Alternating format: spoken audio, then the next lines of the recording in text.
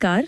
आज हम एक बड़ी दिलचस्प चीज समझने वाले हैं हाइड्रोलिक सिस्टम्स की दुनिया से। हाँ बिल्कुल। सोचिए, अगर किसी मशीन के हाइड्रोलिक सिलेंडर को तेज चलाना हो, लेकिन आप कोई बड़ा पंप या मोटर नहीं लगाना चाहते, तो क्या कोई रास्ता है? बिल्कुल है। और देखिए, यही आज की हमारी बातचीत का केंद्र है। हम बात कर रहे हैं हाइड्रोलिक रीजेनरेटिव सर्किट की। Hydraulic regenerative circuit, okay. हाँ, और हमारे पास जो जानकारी है वो लर्न चैनल यूट्यूब चैनल के एक वीडियो ट्रांसक्रिप्ट से है। उसका टाइटल है technical animation, how the hydraulic regenerative circuit works. और ये ट्रांसक्रिप्ट मतलब काफी अच्छे से समझाता है इसे। हाँ, मैंने देखा। वो इसे एक ट्रिक सर्किट भी कहते हैं, जो सुनने में ही मजेदार लगता है ना? है ना, बिल्कुल। तो हमारा मकसद साफ है आज, इस ट्रांसक्रिप्ट के बेस पर समझना कि ये ट्रिक आखिर है क्या चीज, ये सर्किट काम कैसे करता है, इसकी क्या खासियतें हैं और असल दुनिया में इसके क्या फायदे हो सकते हैं। इस पर थोड़ी गहराई से बात करते हैं। चलिए शुरू करते हैं। तो देखिए, ट्रांसक्रिप्ट की सबसे पहली और मैं कहूंगा अहम बात यह है कि ये सर्किट खास तौर पर सिंगल रॉड सिलेंडर की एक्सटेंशन स्पीड यानी उसके बाहर निकलने की रफ्तार, हाँ बिल्कुल, बाहर निकलने की रफ्तार बढ़ाने के लिए इस्तेमाल होता है। अच्छा, सिंगल रॉड सिलेंडर, मुझे याद आ रहा है ये वो वाला सिलेंडर है जिसमें पिस्टन रॉड सिर्फ एक तरफ से बाहर निकलती है, सही कहा ना? हाँ, वही। इनमें आमतौर पर ऐसा होता है ना कि आगे बढ़ाने में ज्यादा ताकत लगती है और पीछे खींचने में ज्यादा स्पीड मिलती है, क्योंकि वो पिस्टन का एरिया दोनों तरफ अलग अलग होता है। बिल्कुल सही पकड़ा आपने, बिल्कुल। और यहीं पर ये रीजेनरेटिव सर्किट अपना कमाल दिखाता है। ट्रांसक्रिप्ट यही बताता है कि ये सर्किट बिना कोई बड़ा पंप इस्तेमाल किए सिलेंडर के आगे बढ़ने की स्पीड बढ़ा देता है। एक मिनट, बिना बड़े पंप के? ये कैसे मुमकिन है? मतलब आमतौर पे तो ज्यादा स्पीड चाहिए, तो ज्यादा तेल का फ्लो चाहिए होता है। हाँ सही। और उसके लिए तो बड़ा पंप लगता है ना? यही तो वो ट्रिक है जिसका जिक्र ट्रांसक्रिप्ट करता है। देखिए, ये सर्किट तेल को रीजेनरेट करता है, या एक तरह से कहें तो रिसाइकिल करता है। रिसाइकिल कैसे? जब सिलेंडर आगे बढ़ता है तो पिस्टन के रॉड वाली तरफ से जो तेल बाहर निकलना चाहिए, हाँ, उसे टैंक में भेजने के बजाय वापस सिलेंडर के दूसरी तरफ यानी कैप एंड, जो बिना रॉड वाली साइड है, उसके इनलेट में भेज दिया जाता है। ओह, मतलब जो तेल बाहर निकलने वाला था उसे वापस काम पे लगा दिया। अच्छा, इससे क्या होता है फिर?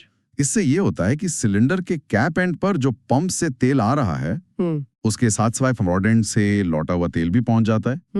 अब क्योंकि कैप एंड का एरिया रॉड एंड के एरिया से ज्यादा होता है, हाँ वो तो होता ही है, तो इस बढ़े हुए तेल के फ्लो से पिस्टन के आगे बढ़ने की रफ्तार वो काफी बढ़ जाती है। मतलब इफेक्टिवली पिस्टन को धकेलने के लिए ज्यादा वॉल्यूम का तेल मिल रहा है, वो भी बिना पंप का साइज बढ़ाए। समझ गई। ये तो वाकई बड़ा चालाकी भरा तरीका है। मतलब सिस्टम में जो तेल है उसी का इस्तेमाल करके स्पीड बढ़ा ली, कमाल है। लेकिन इस तेल को टैंक में ना भेजकर वापस इनलेट में भेजने के लिए कोई खास इंतजाम, कोई स्पेशल चीज लगती होगी? हाँ बिल्कुल।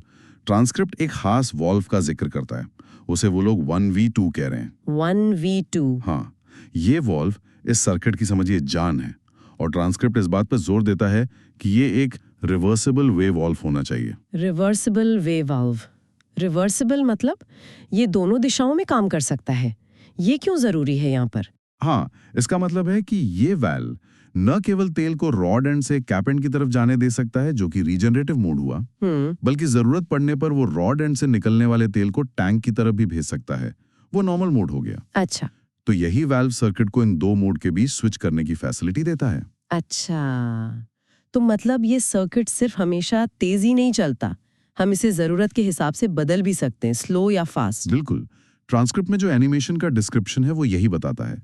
मान लीजिए सिलेंडर को किसी वर्क पीस तक तेजी से पहुंचना है। ठीक है। तो शुरुआत में सर्किट रीजनरेटिव मोड में काम करेगा और पिस्टन तेजी से आगे बढ़ेगा। राइट। जैसे ही पिस्टन वर्क पीस के नजदीक पहुंचता है या जहां हमें फोर्स लगाना है, वॉल्व 1v2 को स्विच कर दिया जाता है। और स्विच करते क्या होता है? तेल का रास्ता बदल जाता है? एग्जैक्टली। स्विच करते ही रॉड एंड से निकलने वाला तेल वापस इनलेट में जाने के बजाय टैंक में जाने लगता है। ओके।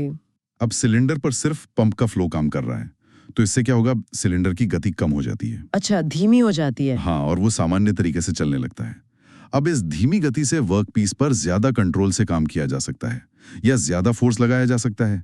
क्योंकि अब पूरा पंप प्रेशर पिस्टन के बड़े एरिया यानी कैप एंड पर लग रहा है, बिना रॉड एंड के बैक प्रेशर के। ये तो बहुत ही प्रैक्टिकल है।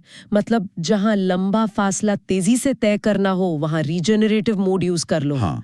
और जहां ताकत या कंट्रोल चाहिए वहां नॉर्मल मोड पर आ जाओ। अरे वाह, इससे तो साइकिल टाइम काफी कम हो सकता है मशीनों का। हाँ बिल्कुल, यही इसका एक बड़ा फायदा है, तेज साइकिल टाइम। ट्रांसक्रिप्ट इस बात को साफ तौर पर बताता है। इससे मशीन की प्रोडक्टिविटी बढ़ सकती है। और याद रखिए, ये सब हो रहा है बिना किसी बड़े महंगे पंप, मोटर या तेल के टैंक के। सही बात है। छोटे कंपोनेंट से ही काम चल जाता है, जिससे सीधी सीधी लागत बचत होती है, कॉस्ट सेविंग होगी। बिल्कुल। न सिर्फ खरीदने की कॉस्ट कम होगी बल्कि शायद चलाने की कॉस्ट भी, क्योंकि छोटे पंप को कम एनर्जी चाहिए होगी। निश्चित रूप से ये कंपोनेंट कॉस्ट और ऑपरेशनल कॉस्ट दोनों में बचत दे सकता है। अच्छा, ट्रांसक्रिप्ट एक और बहुत दिलचस्प बात बताता है जो डिजाइन से जुड़ी है। अच्छा, वो क्या है? ट्रांसक्रिप्ट के अनुसार अगर सिलेंडर का डिजाइन ऐसा हो कि पिस्टन रॉड का जो क्रॉस सेक्शनल एरिया है, हाँ, वो सिलेंडर बोर के क्रॉस सेक्शनल एरिया का ठीक आधा हो, मतलब 2.1 का रेशियो हो। अगर 2.1 अनुपात एरिया का, इसमें क्या खास है? देखिए, सामान्य सिंगल रॉड सिलेंडर में, जैसा आपने पहले कहा था, आगे जाने एक्सटेंशन और पीछे आने रिट्रैक्शन में स्पीड और फोर्स अलग अलग होते हैं। हाँ, क्योंकि वो एरिया अलग है ना दोनों तरफ। कैप एंड का एरिया ज्यादा, रॉड एंड का कम। बिल्कुल। तो आगे बढ़ते हुए स्पीड कम, फोर्स ज्यादा, और पीछे हटते हुए स्पीड ज्यादा, फोर्स कम। ये नॉर्मल है। हाँ, ये तो सामान्य बात है। लेकिन ट्रांसक्रिप्ट कहता है कि इस खास 2.1 एरिया अनुपात वाले सिलेंडर में जब रीजनरेटिव सर्किट एक्टिव होता है, यानी तेल रॉड एंड से कैप एंड में जा रहा होता है, तो आगे बढ़ने की स्पीड और पीछे हटने की स्पीड बराबर हो सकती है। क्या? बराबर स्पीड? हाँ, और इतना ही नहीं, आगे बढ़ने में लगने वाला फोर्स और पीछे हटने में लगने वाला फोर्स भी बराबर हो सकता है। दोनों दिशाओं में बराबर स्पीड और बराबर फोर्स एक सिंगल रॉड सिलेंडर से, ये कैसे संभव है? ये उसी 2.1 एरिया अनुपात के कारण होता है। देखिए, जब रीजनरेटिव मोड में तेल रॉड एंड, जिसका एरिया मान लीजिए A2 है, से कैप एंड, जिसका एरिया A है, में जाता है, तो जो नेट इफेक्टिव एरिया है जिस पर पंप का प्रेशर काम कर रहा है, वो सिर्फ रॉड का एरिया A2 ही रह जाता है। अच्छा। और पीछे हटते समय यानी रिट्रैक्शन में भी प्रेशर रॉड एंड के एरिया A2 पर ही लगता है। ओके। तो अगर इफेक्टिव एरिया दोनों दिशाओं में बराबर हो गया, तो समान प्रेशर पर समान फोर्स मिलेगा। और कुछ कैलकुलेशंस हैं जिनसे ये भी निकलता है कि फ्लो रेट के हिसाब से स्पीड भी बराबर हो सकती है। ये तो कमाल है। मतलब एक सिंगल रॉड सिलेंडर से डबल रॉड सिलेंडर जैसा परफॉर्मेंस मिल सकता है, कम से कम स्पीड और फोर्स के मामले में तो। एग्जैक्टली। ये तो कुछ खास तरह के कामों के लिए बहुत उपयोगी होगा, जहां दोनों दिशाओं में एक जैसा मूवमेंट चाहिए होता है। हाँ, ट्रांसक्रिप्ट सीधे तौर पर एप्लीकेशन नहीं बताता, पर यह संभावना जरूर उजागर करता है। ये दिखाता है कि कैसे सर्किट का डिजाइन और कंपोनेंट के डायमेंशन मिलकर सिस्टम के प्रदर्शन को कितना बदल सकते हैं। तो कुल मिलाकर देखें तो ये रीजनरेटिव सर्किट वाकई एक ट्रिक ही है। कम लागत में ज्यादा स्पीड, जरूरत पड़ने पर स्पीड बदलने की सुविधा और एक खास डिजाइन के साथ दोनों दिशाओं में एक जैसा प्रदर्शन पाने की संभावना भी। बिल्कुल, ट्रांसक्रिप्ट के मुख्य बिंदु यही सब हैं। तेज साइकिल टाइम, कॉस्ट सेविंग, छोटे पंप, मोटर, टैंक से, और वो विशेष 2.1 रेशियो वाली स्थिति। ये सब मिलकर इसे हाइड्रोलिक सिस्टम डिजाइनरों के लिए एक बहुत ही उपयोगी टूल बनाते हैं। वैसे ये सोचना भी दिलचस्प है कि ये वाल्व V1/2 कितनी सटीकता से, कितनी प्रिसिशन से काम करता होगा। मतलब सही समय पर रीजनरेटिव से नॉर्मल मोड में स्विच करना बहुत जरूरी है, वरना या तो वर्कपीस से टक्कर हो सकती है या फिर काम ठीक से नहीं होगा। हाँ बिल्कुल, कंट्रोल सिस्टम का सटीक होना यहाँ बेहद जरूरी है। ट्रांसक्रिप्ट एनिमेशन का हवाला देते हुए यही बताता है कि वर्कपीस के पास पहुंचने पर स्विचिंग होती है। आजकल के जो ऑटोमेशन सिस्टम्स हैं, हाँ, उनमें ये काम सेंसर्स और PLC यानी प्रोग्रामेबल लॉजिक कंट्रोलर की मदद से काफी सटीकता से किया जा सकता है। सही है, टेक्नोलॉजी तो है। तो अगर हम सोचें कि ये सर्किट कहाँ सबसे ज्यादा फायदेमंद होगा, मतलब कहाँ इस्तेमाल होता होगा ये सबसे ज्यादा, शायद ऐसी मशीनें जहां सिलेंडर को स्ट्रोक का ज्यादातर हिस्सा खाली हवा में तेजी से तय करना होता है और असल काम स्ट्रोक के आखिर में थोड़े से हिस्से में ही होता है, जैसे किसी प्रेस में डाई का नीचे आना या कोई क्लैंप का बंद होना। आपका अनुमान बिल्कुल सही दिशा में है। ट्रांसक्रिप्ट सीधे उदाहरण नहीं देता, लेकिन लॉजिकली यही लगता है। मशीन टूल्स हो सकते हैं, इंजेक्शन मोल्डिंग मशीन है, metal forming press, clamping mechanism, इन सब में अक्सर रैपिड अप्रोच हाँ, तेजी से पास आना। और फिर स्लो वर्किंग स्ट्रोक मतलब धीमी गति से काम करने की जरूरत होती है।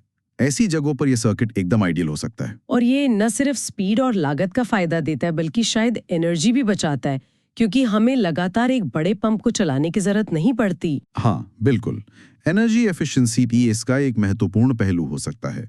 बड़ा पंप न सिर्फ खरीदने में महंगा होता है बल्कि उसे चलाने में बिजली भी ज्यादा लगती है। अगर छोटा पंप वही काम कर सकता है तो ऊर्जा की बचत तो होगी ही।